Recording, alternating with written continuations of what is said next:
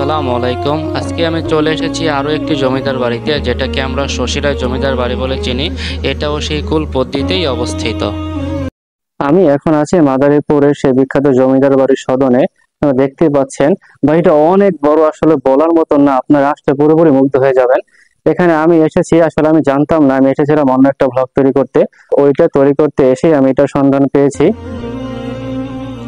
এই জমিদার বাড়িটি অনেক বড়, তবে সম্পূর্ণ জমিদার বাড়িটি আমি আপনাদের দেখাতে পারিনি, কারণ সম্পূর্ণ জমিদার বাড়িটি ভিডিও করার মতো কোনো স্কোপ ছিল না। যার কারণে আমি ছোট ছোট কিছু ক্লিপ নিয়েছি, সেগুলি আপনাদেরকে দেখাবো। আশা করি আপনাদের ভালো লাগবে। এই জমিদার বাড়িটিতে এখন অনেক মানুষ বসবাস করে, যার কারণে আমি ভিতরের রুমগুলো দেখাতে পারিনি, তবে বাইরে থেকে চেষ্টা করেছি আপনাদেরকে এর সৌন্দর্যগুলো দেখানোর। এই রকম এত সুন্দর প্রাচীন জমিদার বাড়ি কার দেখতে ভালো না লাগে বলেন? আপনারাও এখানে চলে আসতে পারেন।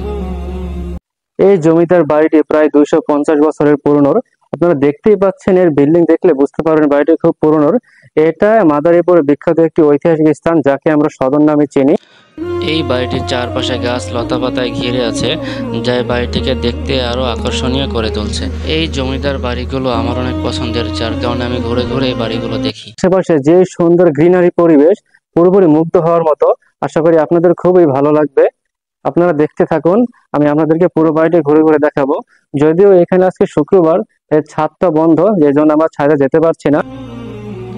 এই জমিদার বাড়ির আশেপাশে অনেক ঘর থাকায় এবং এর দুই পাশে জঙ্গল থাকায় আমরা চাইলেও পুরো বাড়িটি ভিডিও করতে পারিনি। আপনারা যারা ভ্রমণ পিপাসু, ভ্রমণ করতে পছন্দ করেন, বিশেষ করে রাজবাড়িগুলো দেখতে পছন্দ করেন, তারা এখানে চলে আসতে পারেন। এই কোলপতিতে আসলেই আপনারাই দুইটা রাজবাড়ি দেখতে পাবেন। আমি আমার আগের ব্লগে যে জমিদার বাড়িটি দেখিয়েছি, এই জমিদার বাড়িটি সেই জমিদার বাড়ির পাশেই।